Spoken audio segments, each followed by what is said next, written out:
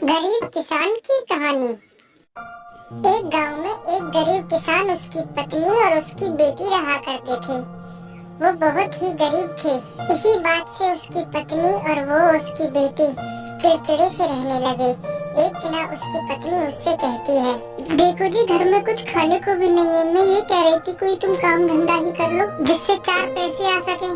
तुम ठीक कह रही हो, मैं बाहर जाकर कुछ काम देख कर आता हूँ। तभी की तभी वो आदमी अपने घर से बाहर जाता है। फिर रास्ते में उसकी मुलाकात एक आदमी से होती है। क्या बात है भैया, तुम कुछ परेशान लग रहे हो और कहाँ जा रहे हो? अरे भाई, परेशानी की तो बात है। मेरे घर में कुछ खाने को भी नहीं है और कोई काम धंधा भी नहीं है। अरे तुम एक काम करो, जसवंत सेठ के यहाँ जाओ और उसे अपनी कहानी सुना देना। वो तुम्हें जरूर कुछ न कुछ दे देंगे। क्या सच में? तो फिर ठीक है भाई, मैं अभी उसके पास जाता हूँ। उस आदमी की बात सुनकर वो किसान वहाँ से उस सेठ के घर को चल देता है। वो सेठ और उसका बेटा अपने घर में होते हैं। तभी किसान वहाँ पहुँचता है। राम राम सेठ जी। राम राम राम राम। अरे भाई, कौन हो तुम? मैं तो तुम्हें नहीं जानता। सेठ जी, मुझे बबलू ने भेजा है। मैं एक बहुत गरीब किसान हूँ। मेरे घर में कुछ खाने को भी नहीं है। तुमने यहाँ कोई खैराती खाना समझ रखा है? चले जाओ यहाँ से।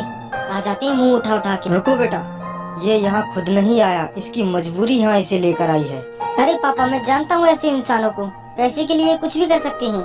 अच्छा भाई, तू ये बता, क्या परेशानी है तुझे और यहाँ किस लिए आया है? मैं क्या सहायता कर सकता हूँ तेरी? सेठ जी, अगर आप मेहरबानी करके मुझे कोई नौकरी दे दें तो मेरे परिवार का पेट पल जाएगा।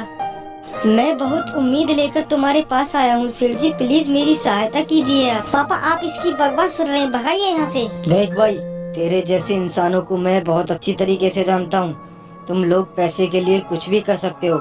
मैं तुम्हें कोई नौकरी नहीं दे सकता। चलो जाओ यहाँ से। नहीं नहीं सेठ जी, मेरा यकीन कीजिए, मैं बहुत उम्मीदों से तुम्हारे पास आया था। मेरे घर में खाने को एक दाना भी नहीं है। मेरी बीवी और मेरी बच्ची ने 3 दिन से कुछ नहीं खाया। सेठ, मेरा यकीन कीजिए, मुझे नौकरी दे दीजिए आप। फिर सेठ का बेटा उसकी तरफ आंखें निकालकर उसे डराकर वहाँ से भगा देता है। बेचारा बेबस किसान दुखी होकर वहाँ से चला जाता है। पापा, ऐसे फटीचर लोगों को मैं बहुत अच्छी तरीके से जानता हूँ। तुमने उसे भगाकर बहुत अच्छा किया बेटा। ऐसे फटीचर लोगों के साथ यही होना चाहिए, कहीं भी मुंह उठा के चल देते हैं। मम्मी पापा ने इतनी देर क्यों लगा दी? बेटा, तेरे पापा काम ढूंढने गए हैं। काम ढूंढ कर ही वापस आ जाएंगे, तुम चिंता मत करो, वो आते ही होंगे थोड़ी देर में। तभी किसान वहाँ आ जाता है। मम्मी, वो देखो, पापा आ गए। क्या हुआ जी, बड़ी देर लगा ली आपने? कोई काम मिला या नहीं अभी? सावित्री, हमारी किस्मत में धक्के खाना ही लिखा है। मैं एक सेठ के पास गया था, उन्होंने मुझे बेइज्जत करके भगा दिया। कोई बात नहीं जी, गिरे में सब लात मारते हैं। आज हमारी किस्मत खराब है, इसलिए कोई हमारा साथ नहीं दे रहा। ठीक है सावित्री, मैं बहुत थक गया हूँ, जाके आराम करता हूँ।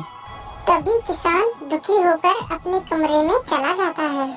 फिर अगले दिन वो सेठ बारिश में भीगता हुआ आता है। अरे, ये तो वही सेठ है जिसके घर पे मैं नौकरी मांगने गया था। लगता है ये बारिश से परेशान है। फिर किसान सेठ को बुलाता है। अरे सेठ जी, बारिश में मत भीगिए, आप बीमार हो जाओगे। मेरे घर के अंदर आ जाइए, जब बारिश चली जाए तब चले जाना। फिर सेठ किसान को देखकर सोचता है, अरे, ये तो वही आदमी है जो मेरे घर पे नौकरी मांगने आया था और मैंने इसे भगा दिया था।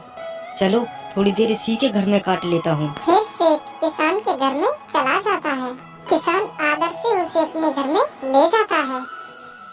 सेठ जी, ये मेरा घर है, यहाँ आपको कोई परेशानी नहीं होगी। अरे सावित्री, देखो कौन आया है, जल्दी आओ। तभी किसान की बेटी और उसकी पत्नी वहाँ आती है और उसकी बेटी बोलती है, क्या हुआ पापा, और ये अंकल जी कौन है तुम्हारे साथ? अरे बेटा, ये वही सेठ हैं जिनके घर पे मैं नौकरी मांगने गया था। बेचारे बाहर बारिश में भीग रहे थे। नमस्ते अंकल जी। नमस्ते बेटा, नमस्ते। अच्छा ठीक है, आप लोग बैठिए, मैं अभी चाय बना कर लाती हूँ। अरे नहीं नहीं भाभी जी, चाय रहने दीजिए, बारिश रुक चुकी है, मुझे बहुत जरूरी काम है, मैं चलता हूँ। और तुम कल से काम पर आ जाना, मैंने तुम्हें अपने काम पर रख लिया है। तुम बहुत अच्छे इंसान हो। अरे सेठ जी, चाय तो पीते जाइए। अरे नहीं भाई, चाय रहने दो, मुझे बहुत जरूरी काम है, मुझे पहुँचना होगा। तुम कल से दुकान पर आ जाना। ठीक है सेठ जी, जैसी आपकी इच्छा मैं जरूर आऊँगा। फिर सेठ वहाँ से चला जाता है। तभी सेठ की पत्नी बोलती है, सुना जी आपने, सेठ जी ने आपको नौकरी दे दी।